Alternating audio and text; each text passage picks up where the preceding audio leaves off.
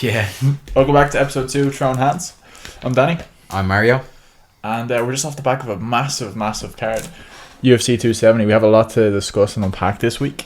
And where do you want to fucking start, man? Yeah, I don't know. I suppose you couldn't skip over the main event, could you? Let's do it. What just happened? First of all, can we just start by the knee pads? The chap looked like fucking Brock Lesnar walking into the yoke with the big fucking boxer shorts on him, rammed up his hole. Oh, that was brilliant. What a fight, though. What a fight. I think there's a lot of people saying it was a boring fight, and I can understand why they're saying that, but I was very impressed by the fight. No, people are saying it's a boring fight because you didn't see a knockout. Yeah. It's when you see heavyweights, you want to see a knockout, but I thought, tactically, a great fight, because at the start, the first 2 rounds, you even seen Cyril opened up with and threatened some takedowns. I said it last week, I was like, if he wants to win this fight round by round, he should engage in the clinch, up in the thing, up against the fence, and he did that, and I was like, oh, he's playing it smart. We got up 2 rounds, and then Francis knew he was down, and he had to change it up because he was getting picked apart. He was nothing damaging, of course, but that's how Cyril plays. That's Cyril's game. I didn't expect a Cyril knockout. I did throw a cheeky little ACA on. I had a couple of fights, and the one that let me down was that one. I had Cyril by a finish. I thought he might have been able to submit him. But no, I do think I'm very DC came out and said he's doing jiu-jitsu. Which is really interesting. Obviously that's people are like, oh, it's a stupid comment. It's not, because we're not used to seeing Francis in those positions. When he took his back in, I think it was the 4th round, and threw a hook in, we're like, this isn't a position I've ever seen Francis in. Crazy. As well, in that he's training in that extreme couture. They haven't drilled him well, man. They're the grappling, I liked all the sequences, the transitions, even up against the fence when you had Cyril out in the open mat and Cyril would scoop back to get his back against the fence. Even Francis did the better thing of keeping because the higher man always wins. So he kept the head above, just stuff like that. He got a few takedowns as well. A bit of ground and pound, you know what I mean? It's he looked good, man. He did, and even just if you just simply looked at it's not the best way to gauge a fight, but it's always a very simple way of looking at the fight. Even look at what their faces look like after the fight. Yeah. Gan was actually fairly bet up. Francis was clean as a whistle, and I think even the corner advice in between Whoopi Goldberg there and Gan's corner, I think it was phenomenal. It was just they just said keep throwing the straight punches, uppercut. He seemed to dip his head a little bit whenever you throw that straight. And it was simplistic, and obviously we'll get into it in a second, but Francis may have been injured in that fight, so he says. But with that, I guess kind of what do you think is next for Cyril, and what do you think Cyril has to do after that fight? Because I don't think necessarily he did anything wrong. I think he said after the fight himself, he's like, I was shocked by the power of Francis. Not the actual strength, the strength essentially in the takedown. He didn't do anything special in the wrestling. He was just so powerful. It's there's nothing he could have really done. Maybe you can't just go to him and go, oh, you need to do more grappling, because he just got outpowered. And he wasn't expecting a grappling match at all. You know what I mean? But who knows? In my eyes, he could be fighting for the belt next fight, because we don't know what Francis' future is. So which is an interesting one. I think. I don't know if he goes straight into it's interesting though, because I think the contract is up in December of this year. Or then after he can do what he wants.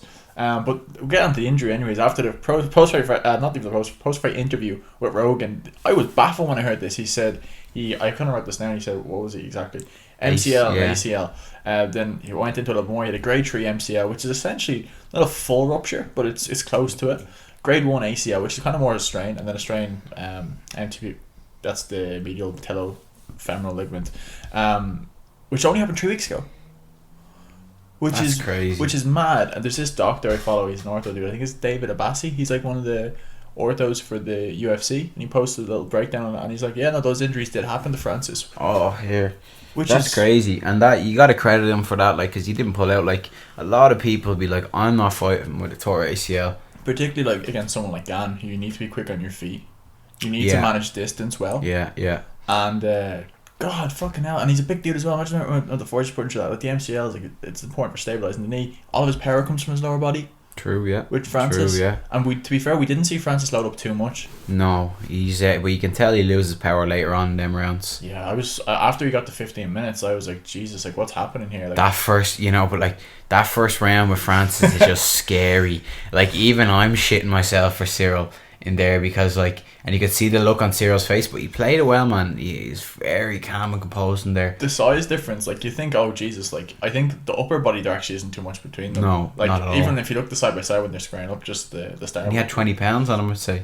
Yeah, the arm difference. Not that that's a good measure of size, really, but like Cyril's arms are actually bigger than Francis. But when you look at the lower body with a power generator, holy Jesus, it's like a child compared to his dad. The legs on Francis are fucking huge. And Francis is just like, oh man, I don't know. There's something about him. He's a champion, like, you know what I mean, for a reason. Not just because he has that crazy knockout power, but even the way he just continued to walk Cyril down. Yes, he's getting picked apart, and he just walked him down.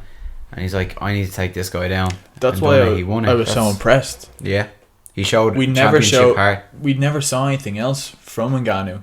Like he's had a few submission victories, but it was like a standing Kimura when he's takedown defense, and then I think he had an arm and head triangle. I think it was. I remember that Kimura. The Kimura was nice. It was really nice as well. But jeez, I was imagine the torque on that shoulder from that dude. Holy God, he's a monster. But can we also say as well, Cyril could have won that fight if he didn't go for a heel hook in round 5. Dominant position. Honestly, before the fight, I joked. I put him in the comment section of the YouTube. I got like pinned comment. I was like, they're like predictions below. I was like, easy round 2. And now we're all into heel hook. So it's over. I couldn't believe it though. I was like sitting there going, oh my God, 5th round, probably 2-2 on the scorecards. Whoever wins this, your dominant position. You've got about 3 minutes to work. Just the sit.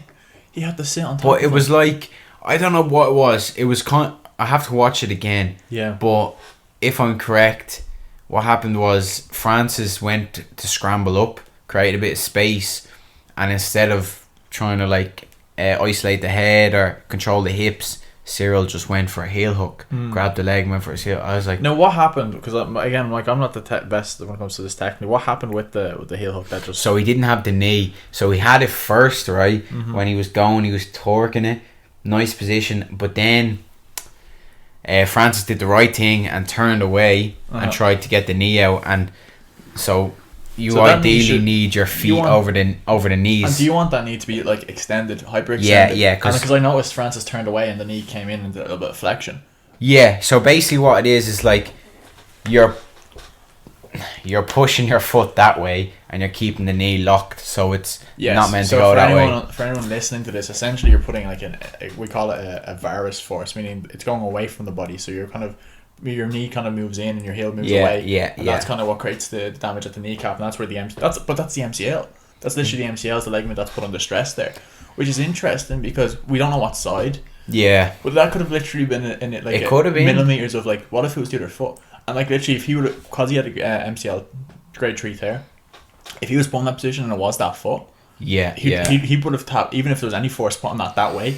And he had an outside heel hook as well, which are harder to finish because you've got a regular one where you push it that way, but he had it this way.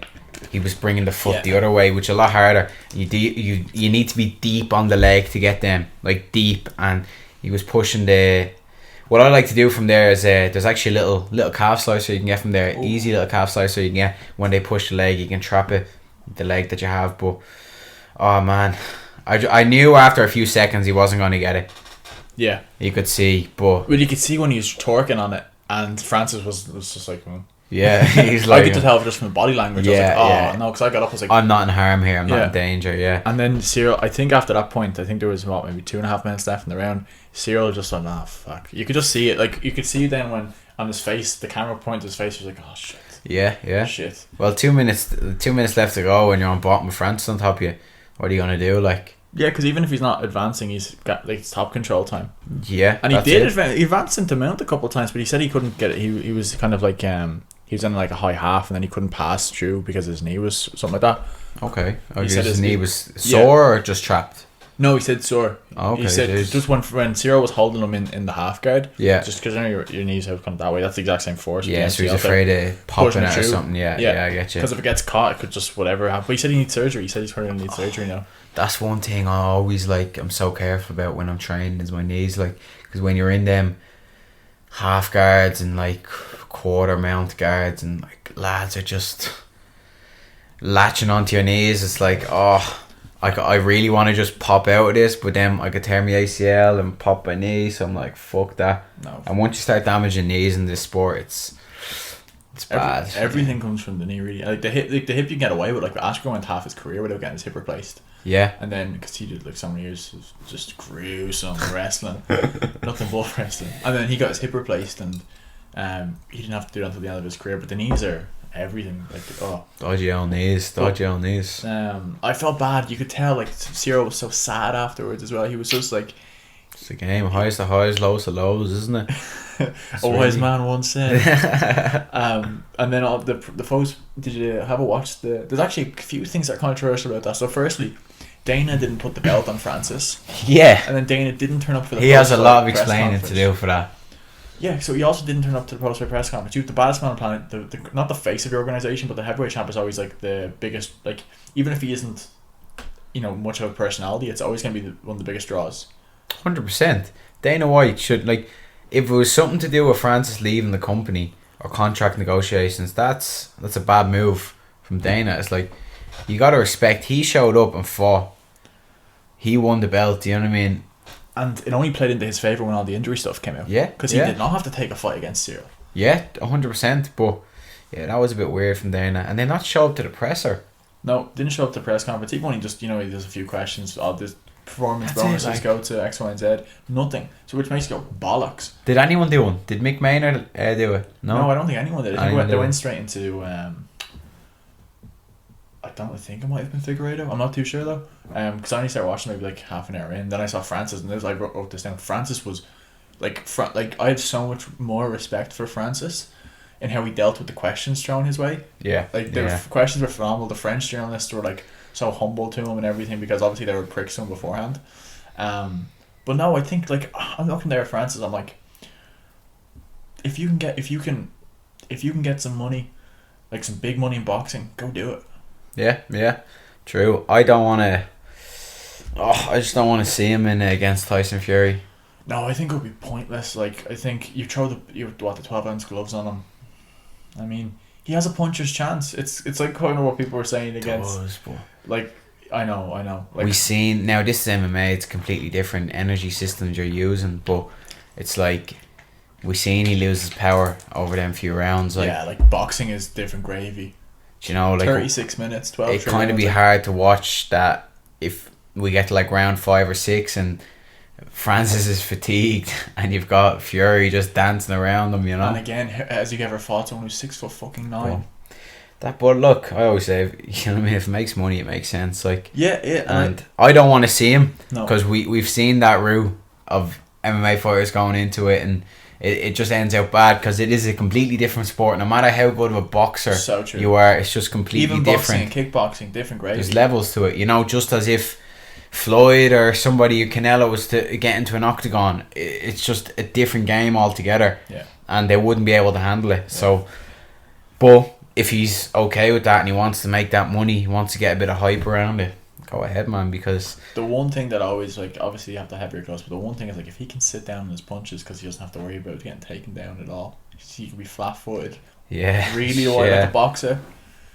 He's standing toe to toe with someone. Jesus. But at the same time, I think there'd be a lot of clinching in that match, I could say. There would be, yeah. Which I wouldn't even be surprised if there's a little accidental throw from Francis. He's just clumsy, isn't he? He's big and he kind of just swings in. Yeah. But I think also I want to see him fight Jones. I really want to see him fight Jones.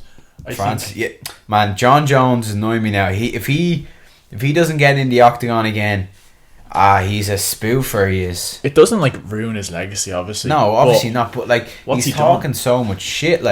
And it's fair enough. He's looking at it, and I agree with him. If he's to put out a tweet saying, "If this is the apex of heavyweight fighting, I'm excited." And I can see John Jones doing very well against them. But Then he put out a tweet or something saying that, or I might just stay retired. Yeah. In terms of like that, do you know what? I couldn't be arsed because they're not that good enough for me. It's like, shut up, man. Get in and fight. Like, if you're talking all this shit, like. Yeah, and not only that, like, just think of like, if it is about money for him, sure, he like, his money isn't made on the fights. Like, you look at the fighters, their money aren't made. Like, their money isn't made on the fights. You look at Conor, look at the percentage. I think he made 15% of his money in the octagon, if not even like less. Yeah. If you want to make money, you don't make it in the octagon. You make it outside the octagon. What's going to help his career outside the octagon? If he beats Francis Ngannou, he goes down as the baddest man ever. You even after one fight, you can almost call him the greatest heavyweight ever. Yeah. If he beats Francis and then beats Stipe, which I think they said he'll do it, like he's cemented as the GOAT. Yeah. He can't not be. It's sad though that they have to make their money outside. Do you know that? Well, the big money, like, because what do we now look? We don't know what Francis makes off the pay-per-view, but and we have to see how many buys it done. But yeah. Jesus, like 600k for the baddest man on the planet, and people are probably like, well, what? 600,000, right? We'll break the 600k down. In Anaheim, California, one of the highest tax rates, you're losing half of that. Yeah, is he? But he's a resident of Vegas, I think. So okay. I think you do your taxes based on your residence. Where your residence? Oh, okay, yeah. Okay. And Nevada, as far as I'm aware, it's the lowest. They've 0% state income tax.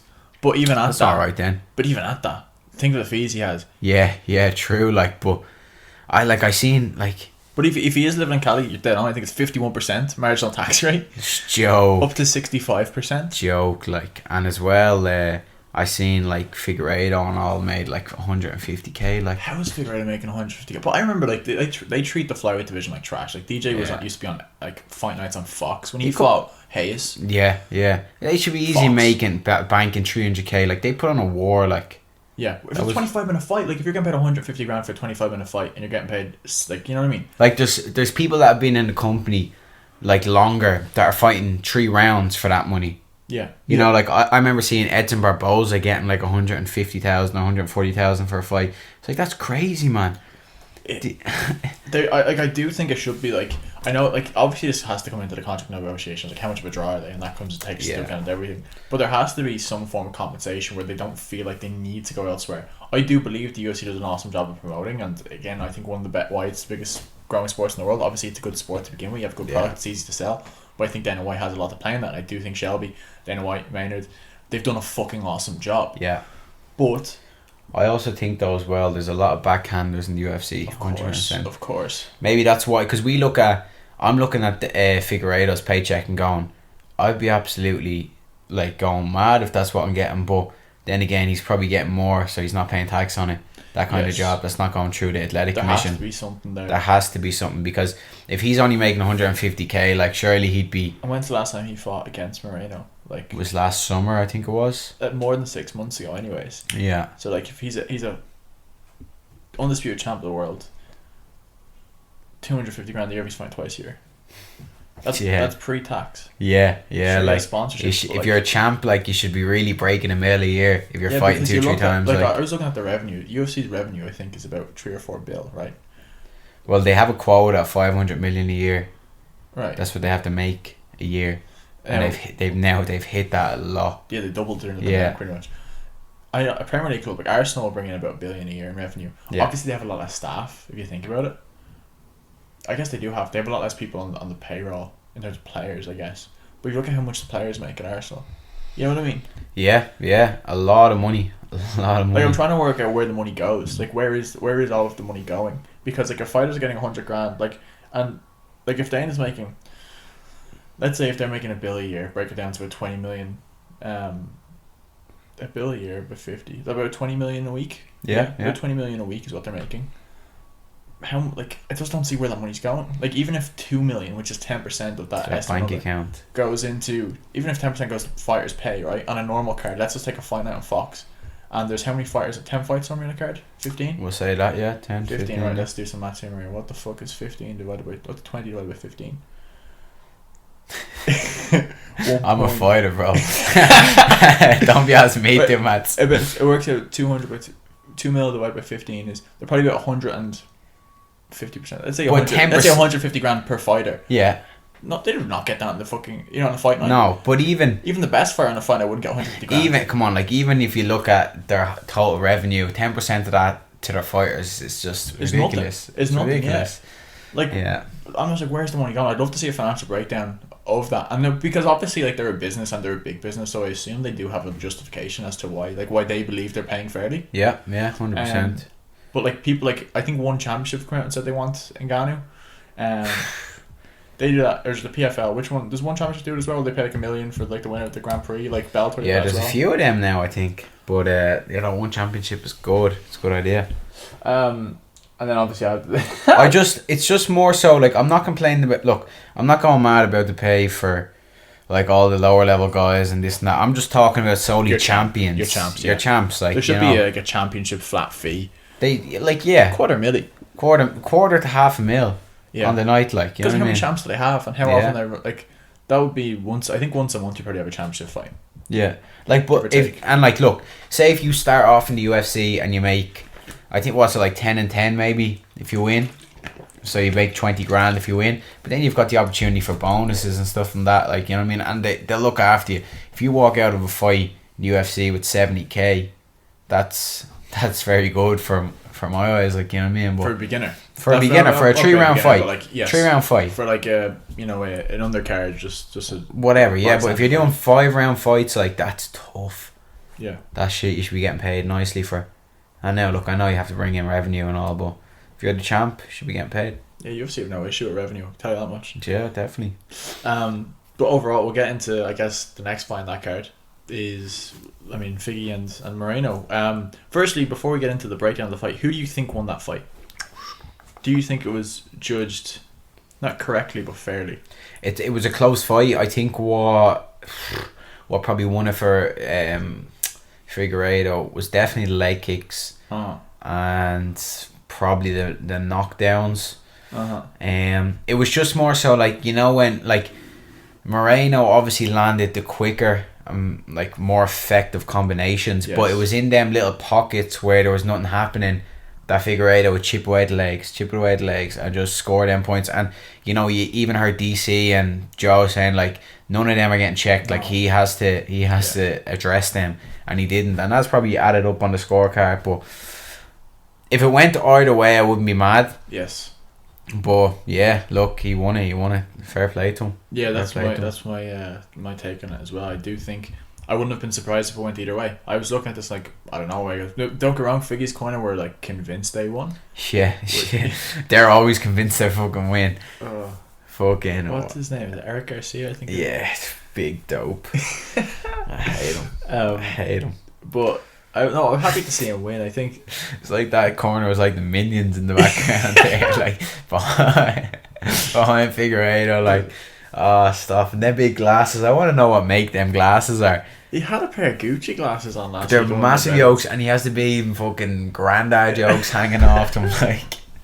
But you were saying apparently he was an Olympic wrestler, so apparently so. Our naivete of apparently so, yeah. Fair enough. Well, we got up said last week. What does he offer them? There he is. There he is. Something, obviously. But Moreno is so sharp. His boxing, like, I love that. Like that, you can just tell that Mexican style. Weird style, like with his hands, the way he has them open. He's just like chin up. His chin is open. He kind of pokes like this. Is he like just taking the piss out of you, or is he? What's he doing? Like, but it's mad. But he's so quick. And to be honest, one thing I saw, because obviously Figueiredo's known for his power, is that Moreno was toe to toe with him in terms of power. Now it could be that Moreno's not as powerful, but Figgy just doesn't have a strong chin. But when he was hitting him, like, even he hit him like they came out of a little pocket with like a little hook. Wasn't even throwing. It was throwing like off balance. Actually, that's what it was. He was kind of falling himself, and it kind of stunned Figgy. But overall, awesome fight, and that's probably one fight you could see them fighting, because there's never been a fourth fight in UFC history. There's been a good few trilogies. I'd watch it. I'd 100% watch it. It's one of them fights you like just see all day. It's always gonna be a barn burner, yeah. He unlocked a new level there in that fight with that little spinning kick to the leg. Yes, the little back, because whenever Figgy was going into southpaw, I think, and he was like, "Nah, I don't like this," and he just a little back. Bang. Connor's done that once or twice as well, hasn't he? Wait, no, he done one. Or it was more of a, what do you call that kick? It's like, no, it's like a... He called it, it's capoeira kick, but he calls it the Michael Flatley. Yeah, it's like a little... Do you know like a Rabona kick? That's what it's like, yeah. You bring like the foot behind and you kind of... onto the knee. But that one was like... The one McGregor done, is like it's kind of useless because it doesn't really do damage. But that one looked like the heel digging into the leg. Ooh. That looked good. Didn't look nice at all. Let's fly through the rest of the card. Michel Pereira versus Andre Fiallo. That was a very entertaining fight. Very entertaining fight. He's one of the most technical boxers I've seen. Fiallo in the welterweight division. What I did see though was Pereira was just walking him down, and then his hand started to fall. And he did nice. Yeah, Fiallo was tough, man. It was tough. Like, he took a lot of punishment, but he just kept walking him down. He was he looked solid, man. Fiallo. I'm looking forward to seeing him fight again. Like, but Pereira did nice. He was stabbing the body. Everything. Oh, them high output. Body, yeah. High output. A lot of variation. Awesome fighter to watch. I think if you're like, that was your first time watching Pereira and you haven't, like, go back and watch his fights, even his patented backflip at the weigh-ins again. He's a freak athlete. He normally has issues with cardio.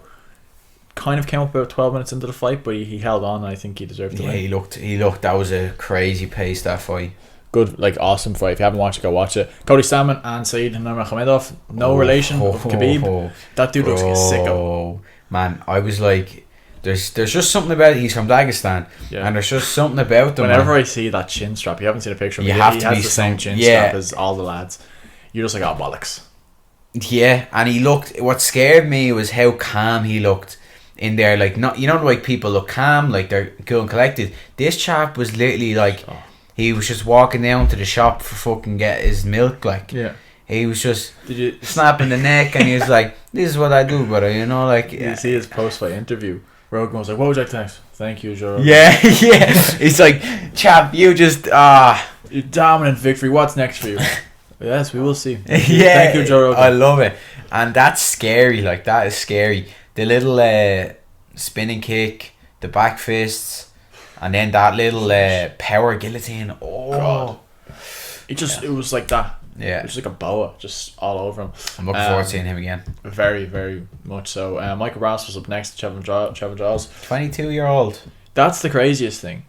Scary. He's only 22. 22, yeah. So definitely someone to look out for. And getting onto a main card, phenomenal. Then prelims, I didn't really get through any of these fights. I only seen the Jack Della Maddalena, and I can't even Barcelos. Yeah, I saw the Barcelos and Henry. So that was one of the points I made. He was the biggest underdog on the card. I think Barcelos was 14-1 or 14-2 coming into the fight. Henry just phenomenal. I don't know where they even see a lot of these cards. You don't even know where they rank. Are they near the rankings? Like, I'd say they're kind of. So he took that on 2 weeks. 2 weeks notice. 2 weeks notice. Trained with Josh Barnett. Big and dude, but he can move well. And like Josh Barnett's a very technical and intelligent fighter. So if you're coming for his gym, like I was like, I was looking at him, I seen Josh Barnett in the corner. I was like, this dad definitely good. Like, if you have Josh Barnett in your corner as your coach, like, but man, he just outclassed him, really, didn't he? Yeah, in all areas. It was just interesting to see his output was higher, everything, and I think I don't even know. I'll double check his record here, but he looks like one. He's like 26 and something. Or it's not like a standout record from what I remember, but he's something like 26 fights in. He's experienced, very weathered. Yeah, 22-5, which isn't a bad record at all. No, not at all. It's a very good record, you know. I don't know what UFC. I'll double check what UFC fight that was from, but this is one of the things they said, and look, you can see here again. So many of the fighters on this card didn't have a Wikipedia page. That's normally a sign of how popular someone is as a fighter. So he's 22-5, and we'll see how many. I think that might have been his first. Was it? It was his first UFC fight. Yeah. How old is he? Fighting with Ryzen. Jeez, he's been fighting. He's been a pro for since when? 12 years. So he has to be at least what? 34 years. Yeah. So he's getting on now, but for a there aren't actually that many old bantamweights. Like Benavidez, one of the oldest bantamweights. Like, they seem to, because the heavyweights can go on. You find, and the light heavyweights can go on. Well, a lot of heavyweights are older, anyways. Yeah, because they get into it later on with like kickboxing backgrounds and jiu-jitsu backgrounds and stuff. Well, overall, I guess we could go into your fights, but I mean, they're the ones that we kind of watched and picked apart. What do you think? What would you rate the card out of 10 if you were to grade it?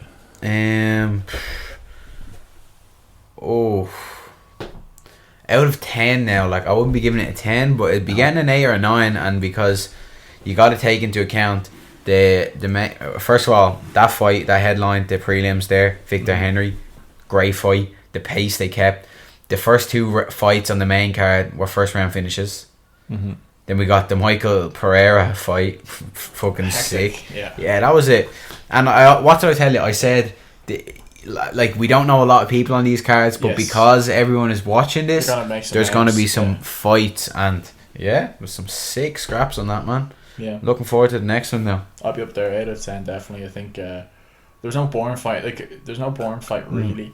8 out of 10. Solid card. But there's decent chunk of news we'll get into this week. I think like every weekend, man, you're like, there can't be that much that happens. Now we just see, Jesus Christ, there's so much. We have a little bit here. We just mentioned that we might as well go through that. The UFC, have no say in the pay per view. We were talking about the it went up to what, $75. $74 or something. Mad. We were talking about that last week. So although imagine having to pay for a fucking pay per view. Never pay, brother. Never pay, brother. But even over here, it's grand, like, because we obviously watch it in a pub, right? A licensed venue, my man.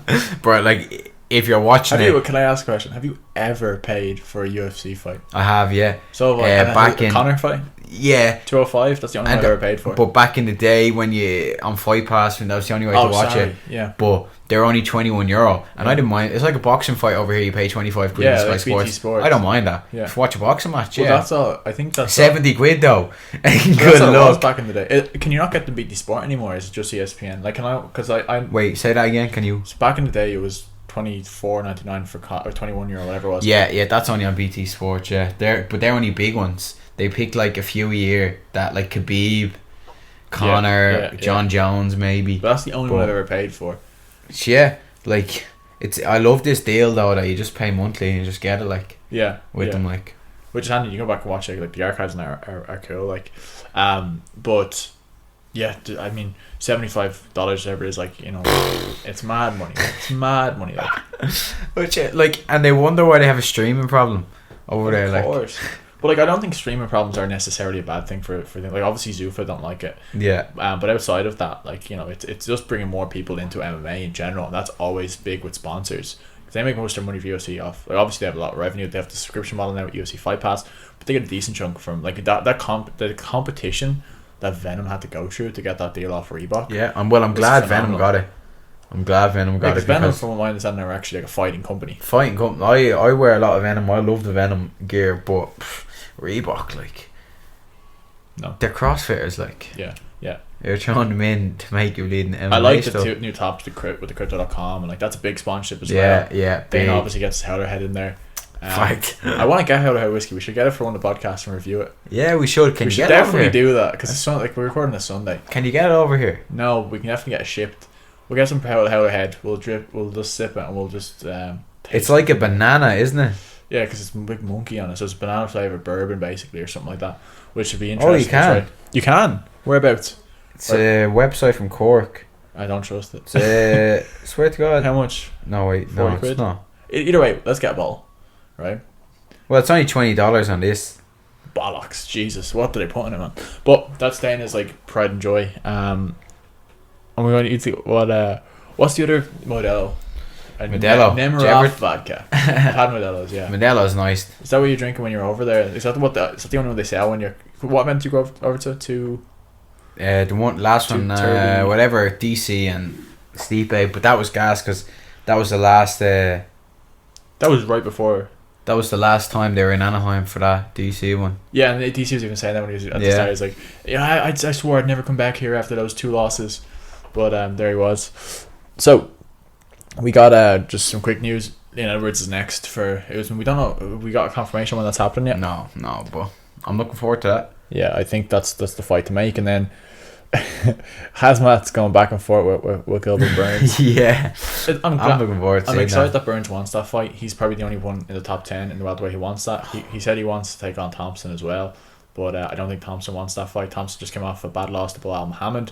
I don't see Thompson going, yeah, Jesus, that's the fight I want. Yeah, after getting mauled anyways, but yeah, Bilal. And listen, I think Bilal showed some fucking phenomenal grappling in that fight, but I don't know, because it's hard to tell. Like, how would you fare in a grappling exchange between Bilal and Hazmat? You know what I mean? You want to go Hassan just maul him, but at the same time, Bilal's so technical. And such an extensive wrestling background. They're like, I don't necessarily know which way that will go. That's why I need to see him against, like, if he goes out and beats Burns the way he does with everybody, it's like, right, he's the real thing then. But that's why we got to see him against these guys, against somebody like Burns that you're not gonna. He was walking around someone backstage recently. I don't know who it was. It wasn't Glover. It was someone like a 205er, and he was just as big as them. Fuck. Like, he's a big dude. He's 6'3". I actually seen him in he had a wrestling match with Hermanson, and he looked big. Dude, he looked big and that, like, he was bigger than Hermanson. Hermanson's a wrestler, a big dude as well. Like, fuck, like, yeah, he must have to cut a good bit of weight, like. Yeah, he could make middleweight, like, and he's someone that I'd be terrified for Izzy if that could happen, like. Yeah. Again, his next fight's very important. It could just the hype train. You know how the hype train goes these days. Oh, people love the hype. Yeah. People love that. Same with Cyril. Yeah. Everyone loves the hype. Yeah. And I was like, oh fuck, what do we do? What do we do with Cyril? But I think I think he I'd love to see him fight Stipe. Who? Cyril. Yeah. I think that's probably the fight to make. I don't think Stipe deserves a rematch with Ngannou just yet, because Stipe hasn't fought since Ngannou. Yeah, thank God. I think give him a win. I don't know if probably they'll still suspended. Like, I don't know if they pair the two of them off losses, because you could just kill Gan's hype, and now with MMA becoming legal in France, and them getting a lot of French people and French speakers over, that will even bring more Canadians in because of the French speaking, as well as Africans, Cameroonians, and all the nations who speak French. It's big for business, but I think that still is the fight to make, unless they want to go in and give one of the big names. But you have it down there. Taito Uvasa has been booked against Derek Lewis in Houston. Oh baby! Oh my God! And that's only a few weeks away. If February 12th. I'm putting the house on. See, this is the thing. I want to say that, but you'd be surprised it won't happen. It's like, I'm gonna put my house on a knockout. I'm probably gonna put 50 quid on a knockout, or under 2.5 rounds. Yeah. Or under 1.5 rounds. I don't know if I see that going past one round. I just see Tuivasa. He just doesn't back down. No, and he's always gonna come at you. Lewis waits. Lewis is technical, but it's like it's one shot. He's not technical at all. In terms of, like, I guess patience is probably the word. Yeah. Not technical. As in, he has one technique. It's his overhand right. Yeah, overhand right. Like, there's nothing else. Like, he's not a fighter. He doesn't even like fighting. He says it himself. Yeah, he just likes... He's just a brawler. That's it. That's all he needs. He has that nuclear option, like... I'll always remember the fight against Volkov, and it's just like, oh... Bro, that was crazy. He took a beating for 3 rounds and then just fucked him up. 4:59, literally the last second. Yeah, bye. That was a great card. McGregor Khabib. That was a fucking phenomenal card. Chad Mendes, fucking Volkanovski on that as well. That's the one. That was the coming out party for Volkanovski. Yeah, when he just dismantled Mendes at his own game, it was like, who is this fella? Yeah, so powerful, so nippy. Who else? Yeah, that was a big one as well. It was announced during the week. Nunes leaving ATT, American Top Team, to join, start her own gym. I don't. Is Mike Brown in the corner? I'm fucking yawning. Sorry. No, it's good, man. I don't know what happens next for Nunes. Again, we talked about her last week. I think she's in a position now where it's like, maybe we need some time away from the sport. Maybe. Because the only belt she has now is the featherweight, and there is no women's featherweight division. Like, there really isn't. They made that literally for Cyborg to come back. Then they have Megan Anderson, and the random. I don't know why she, like... What did Ting say? Juliana, why she was like at the zoo out there? ATT, that is. But I don't know. Like, I don't know why she left, man. I don't know. You wouldn't know. You would not know. Maybe she needs her own attention. She probably does. Like a Colby thing. Yeah, I think it's worked out for most. Like, even when Kamaru's gone to work with Whitman, I think it's a good thing. I think champs really should have. They need that individual. Yeah, because they're champs. Like, they need to look like they look at themselves like champs, and obviously they're humble. Like Khabib's the only one I would say who doesn't need it, but the team he has around them are so but high his level. coach is also his father. Yeah. So that's yeah.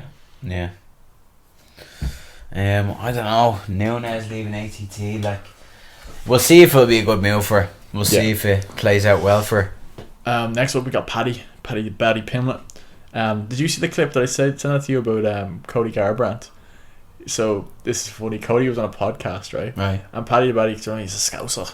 I'm Scouse, mate. Cody goes, he keeps calling himself a sorcerer, saying he can't get knocked out. Like, what the fuck? He keeps saying I'm a Scouse so we don't get knocked out, mate. Yeah. He's like, he keeps saying he's a sorcerer. I'm gonna knock the fucking shit out of this dude. But he got booked against Vargas in London. Kazul Vargas. I'm not gonna lie, I've never seen Vargas fight. It was originally I seen. It was I'm getting so much false information online, like you just can't believe it. Because originally it was meant to be Jared Gordon. I don't know if that fell out or if that was ever a thing, but he was from ATT, and that would have been a good fight from. But yeah, I've never seen Kazula Vargas, so which tells me probably not that great. Then again, tune-up fight. But then again, could be so wrong. I may look up his topology and see what he's been doing, but that's gonna be a cool card as well. Cool card. We got Tom Aspinall back in there against Volkov.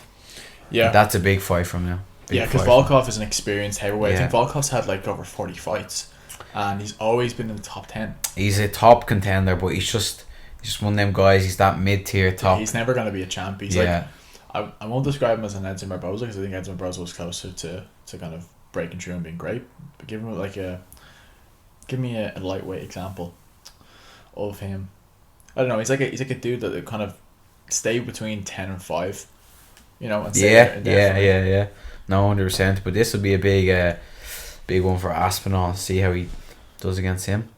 One point I had down here is that also your friend Amir Khan's going to be on that card. Oh yeah. And he's fighting. I think is it Ted Grundy or Tom Grundy on the London card. Mike Grundy. Yeah. That's what it is. So do you know, basically that fight was meant to happen. So this is a good story for you.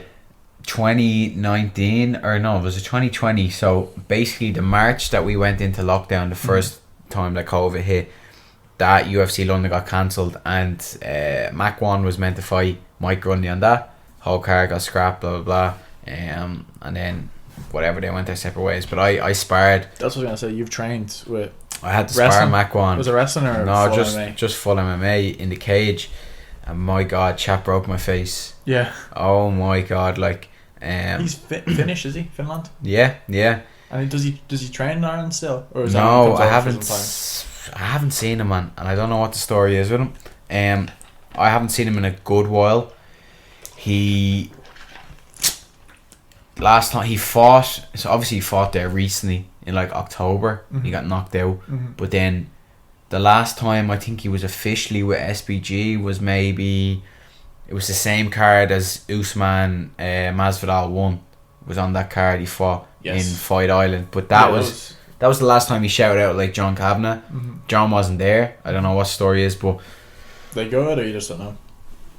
Who knows? I don't know, but yeah, Mac 1's good, man. He just not going his way just not going. Like in his last fight there, did very well. He was taking a man down, but then just gets sparked with a flying knee, like. Yeah, it's unfortunate. So like, what can you do against that? This is really his last chance in the UFC. I'm thinking here. You know what's after this for him? Like, it's true. Like, what is after him? Because like he's in a stacked division as well. A two fight losing streak, and he hasn't been winning much. It's only 3 and you're out, like UFC, right? So it's which? It's only 3 and you're out, like 3 strikes you're out with UFC. Yeah, well unless you're like Diaz or. But see, he beat. His last win was against. Not against Usman, but on the Usman card. I don't know who he's fighting, but can't remember. But then before that, he fought on the Nate Diaz and Masvidal card. Yes. In Madison Square Garden, he lost against Shane Burgos. Burgos has now climbed the rankings though. Like at the same time, he's a beast. Yeah. And man, I'm sorry, Shane Burgos. This shows credit how tough this man is. Makwana Makani has one of the most ridiculous anaconda chokes. Yeah. He must have a 98% percentage finish rate on this thing. Finishes everybody in the gym. If he locks it up, good luck to you. In competition, I remember I was like, I'm putting money on this for Shane Burgos. He's gonna submit this lad. Like, gets him in the anaconda choke. I'm like, I've won it. I've won €100 here. Like, you know what I mean? Cheers, and then he gets out of it. I'm like, that's the first person I've ever seen getting out of it. And you could see Makwan was like broken mentally after that, like, but Yeah, that's a good fight. Grundy, 2 wrestlers. The London card would be nice. I was thinking about heading over. That's what I was going to say. When is that? 19th, March 19th. March. That's the week after. You might have a fight in then. 13th I'm looking at. Oh, well then it's the week after. I think we should. But nobody wants to fight me, or they can't get me a fight. What's the fucking story? Anybody out there looking for a knock, lads? Clan Wars, come on. Lightweight or featherweight? Doesn't matter. Lightweight, featherweight, come on. Welterweight. I'll go up to welterweight if there's nothing else, like, you know what I mean? Fucking fed up, like, every day I go on my news feed, it's like, oh, signed contract, this and that. Is like, come on, get me a fight, cop on, lads. You need a promoter, I'll be ready, Hearn. Yeah. In fact, I fucking need one. No, it seems tough to get fights, because don't pick your fights at amateur. At the amateur, just get them handed to you, like. Yeah. But a few other things. Obviously, we talked about Jorge there a little second ago, but Chael Sonn's always an interesting character. I love his stuff. I just love the way he just sits in the chair. He's like, yeah. And there's Kobe and there's George. Now I'm thinking. I have to stop doing impressions. They're so bad. Man, Chael's gas. Like, half the time you don't know what he's talking about. He goes on mad ones. And then I'm asking myself, why is there a dick in my ass? Yeah, so he said to Jorge that this is a career-ending fight for him, because if he loses, but he's not wrong on that. He's not wrong on that. I don't. Yeah, I agree. And then how could you lose? Imagine losing to Colby after all that. So I have respect for both of these dudes taking this fight, because for both of them I feel like it derails them so much. Colby is gonna be like, the way Colby fights and the fact that he's such an athlete, he can fight the way he's currently fighting for 10 more years. Jorge's become kind of like a prize fighter, and that he's hit or miss. Like he is.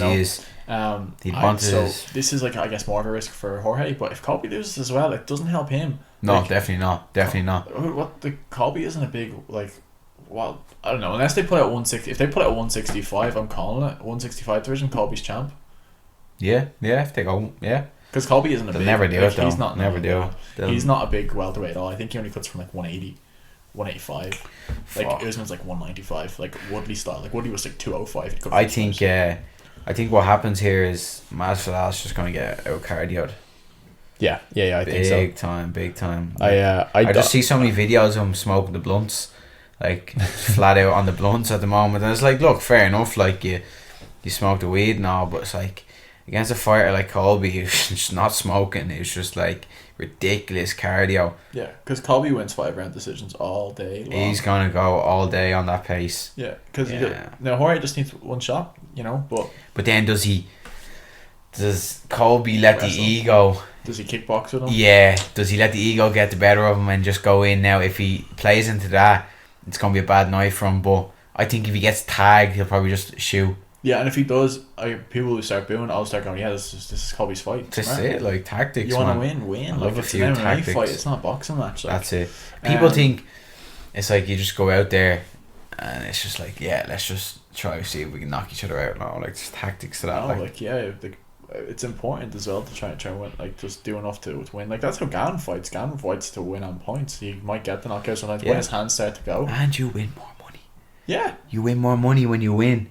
So it's like, yes, like why would I stand with this power puncher and lose and get knocked out on live TV, or just fucking, go the route taking them down? It's pointless. Then also we have, I think they'll fight welterweight. Nate Diaz and Dustin Poirier, if they are to fight, it's probably going to be welterweight. Yeah, makes sense. I couldn't see them fighting at what's the point? At lightweight, because it's kind of like that. It's like it's a non-title fight. They don't need to make the weight. They're both weigh in over 170. I'd say they fight probably weigh in about 180, 185. Dustin's a big dude to go down. I think he said once his highest cut was 190, which is like mad. Fuck? Like Khabib was about 190, 195 when he was making weight, but Khabib's weight cuts were horrendous. Yeah, no wonder he's not fighting anymore. Not Tiramisu. He's a fat cunt. Yeah, he's in the nicest ways. He is. He's pudgy. Yeah, like DC, like the weight is full on. DC was already big, like, but like Jesus. Did you ever see DC back in the Olympics? He probably had abs. DC could make middleweight. Yeah, he's gas. But yeah, that's a big one. Then a few other things. So Sean Strickland, the biggest psychopath the UFC I've ever seen. He can't wait to tweeted see. against this random dude. This Bellator is Kelly Kanakova. I was reading this during the week. He was 3-2, right? Random dude. He said basically he would enjoy killing him more than sex. He said there are only a few men on the planet that I couldn't physically kill, and you're not one of them. I would enjoy killing you. It would actually turn me on more than sex, is what he said. And he's not lying about that stuff. That's not an act with Strickland. I can't wait to see him get knocked the fuck out. Someone needs to rearrange his jaw. Like, I hate Strickland.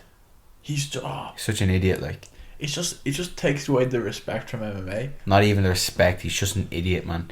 It's like I even seen him train and he knocks some lad out with a head kick. Yeah. It's like, what are you doing? Like, you know what I mean? Don't do that to your training partner. It's like you're sparring. You're not fighting. It's not a competition. Like, you just want to no one's gonna improve when you're on the canvas and you're concussed and you can't train for fucking 6 weeks. It's just so dumb. Like, everything he says, like Sean Strickland, he thinks he's deadly. Like, yeah. Outside of that, yeah, Strickland. When's Strickland up next? He's actually up soon, isn't he? I don't know. Sean Strickland. He just is a walking modern day neo-Nazi. Like, yeah, he is really, isn't he? Look at the head of him. Like, sorry, how could I forget he's fighting Hermanson? That's a fucking sick fight. What date's that? That's the day after. The day 6th before. of February. Also, it's soon. Birthday. That's very soon. So that's not next week. That's 2 weeks away. Yeah, 2 weeks away. God. Fuck. God. Please, Hermanson. Please, just pick him up, put him down, just elbow the tee off him. No, hear me out. If he wins this, he's probably ranked 3, 4 maybe. Sean? Yeah. Middleweight. Vittori for him. Yeah. Vittori. I like Vittori. I'm biased because it's Italian. He's a big fucking goofy looking yoke. But that would be a fight I'd like to see. And then Strickland wins that. I think Strickland's 2 fights away from a title shot. Yeah. The UFC couldn't promote someone like that. It would go against their organisation. It makes people think when people look at UFC like 10 years ago, cage fighters, dirty, gruesome. Yeah. He represents that era of UFC. Yeah, he does. I don't know how he's going to do against Hermanson. He's only really 30 as well, so he has a good 6-7 years left. Yeah. But any other things to finish up? Piotr Yan over in Tiger Muay Thai. Sharp. In Thailand, looking extremely sharp. Over in Phuket. I need to go over there because when we were in Chiang Mai that summer, we spent like a little while in Bangkok as well. When we were in Chiang Mai, you could just go to whenever you're walking past the gyms, hey, yeah. just the Muay Thai, and like everyone watches. Yeah. It's like people riding. But, like, it's the passion they have over there is phenomenal, and they don't stop. They don't, and that's how they make their living over there. Them fights, even young lads, and they fight hundreds of times. They're crazy. They're fighting every week, basically. And they're sparring without shin pads and all over there, like psychopaths. Outside the gym, there's like just normal metal poles, and there's just people like, like Tony would just like throw little. Yeah. They were throwing full force kicks at these poles. Yeah. Like, Thailand. I'd love to go over, but I'm kind of scared to go over as well. Oh God. Yeah, like walking into one of them gyms with all them Thai guys. I wouldn't dare spar. I just because they don't spar, they fight like. Yeah, and as well, like even when you're doing pads and all, like the pad men are mad. Yeah. Like they'll be throwing kicks at you. They'll sweep you. Yeah, that's what I mean. Like they'll be like knee, and as you go in for a knee, they'll just sweep you. You're not expecting there's and they're like whoa. Gas down. But no, even watching like whenever I go to watch like Muay Thai fights, like or watch them online, they're just the most entertaining to watch. Like the crowd gets so involved. Yeah. People elbowing each other. It's a good culture. But speaking kind of, I mean, Yuri kind of fights like that Oriental Warrior. He's up against Yuri Prokacha, is confirmed against Glover Teixeira. Yeah, 274. Which is miles away.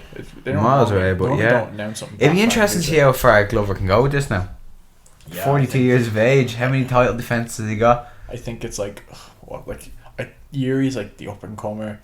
Like, I don't know, like, because you haven't seen Yuri yet. Like, I don't know, maybe we have. I don't remember any incidents where he's kind of been on his back, where he's been put in that position. I think Glover gets him down. I think that's the way he has to win. Yeah, I think. Yeah, he's not going to try to get elbowed like fucking Dominic Reyes. Oh man, his striking is phenomenal. It's weird, like it's not even like.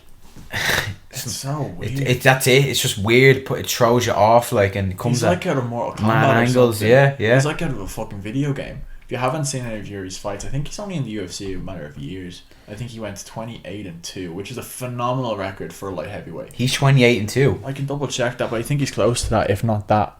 and I think this may be only his 4th or 5th UFC fight, if not less. This could be his 3rd UFC fight. I'll double check this for you now. I'll have a look at his topology. Is there a topology there?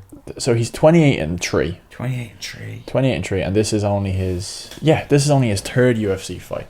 So he went over and dominated with Ryzen. And look at that. He's unbeaten since what year?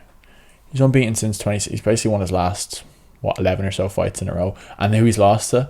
Al King Mo, who, listen, he's been off his game, but he's like 2015, one of the best light heavyweights in the world still. He's beaten Nemkov, who was the former light heavyweight champion, or is he still the? Yeah. Currently, he is still light heavyweight. No, he's the current light heavyweight champ. So his record is phenomenal. Like who he's beaten, like the past 5-6 years or so, is like he's put some big names there, and then he came back and avenged that loss. Then he beat Holloway, then Ozdemir and Reyes. Look at those. How many KOs in a row? 1, 2. Look at this. 1, 2, 3, 4, 5, 6, 10 KOs in a row. 10 KOs in a row. And look how many of them are first round knockouts. 6 of them. 2 second round and 1 third round. Here. Has he ever even gotten to a 5th round? No. He's never gotten to a 5th round in his life. He's never gotten past the 3rd round in his life. And he's had a couple of good few 5 round fights. This lad's a freak. Yeah. So my money's on himself. But again, with Glover, like, you don't write Glover off, particularly after the year he's had. No. Everyone wrote him off against Yan. Like, oh no, he never fought Jones, didn't he? Not. That was one fight that never happened. Actually. No. That would have been a good fight to see, particularly back in the day, because Glover was just fucking monster. Yeah, Glover's just a fucking like warrior. A carpet whenever he gets on top of you. He's a warrior, man. 42 years of age, going strong, winning the belt, like inspiration. So Yuri's, I put my money on Yuri. I put my money on a Yuri knockout.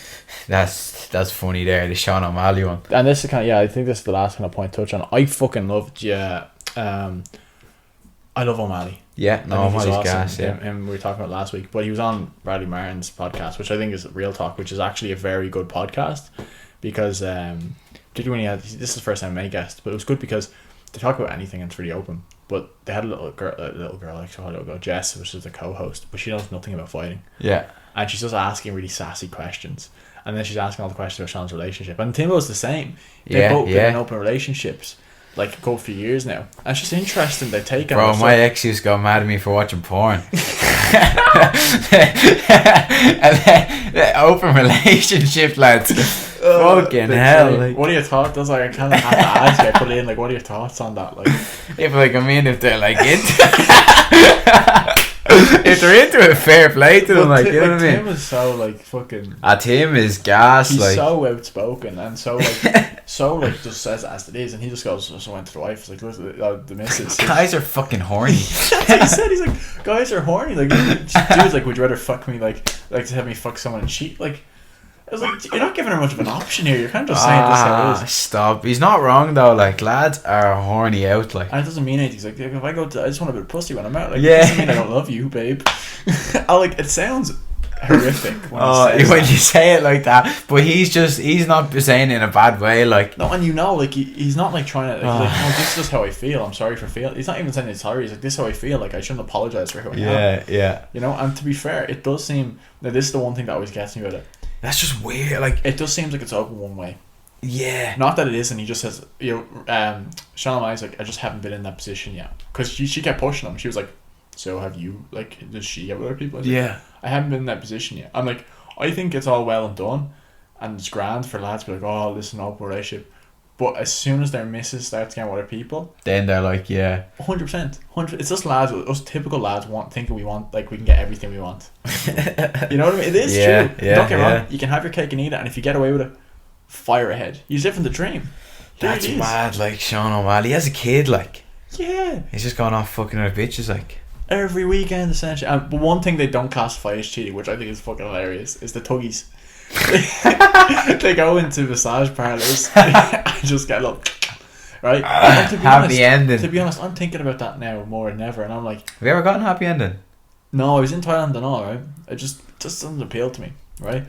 But the same, I was a different man back then. Yeah, I've never gotten one myself, but I remember there was one time I was like just getting a massage off these. It was like a Thai massage, and here's lucky young fella. Oh man, I didn't have the balls to ask. Well, I really wanted to ask, but then I was like, I'm just afraid you asked them and they're just like, get the fuck out, like, you absolute sicko, like. We don't do that here.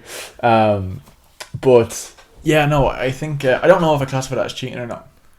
A tuggy, of course it. Well, like, it's something you shouldn't be doing when you have a bird. Like, you shouldn't be going to a parlour and getting them fucking a tuggy. Like, long day of work, you come home, you're just like, I wouldn't mind a tuggy.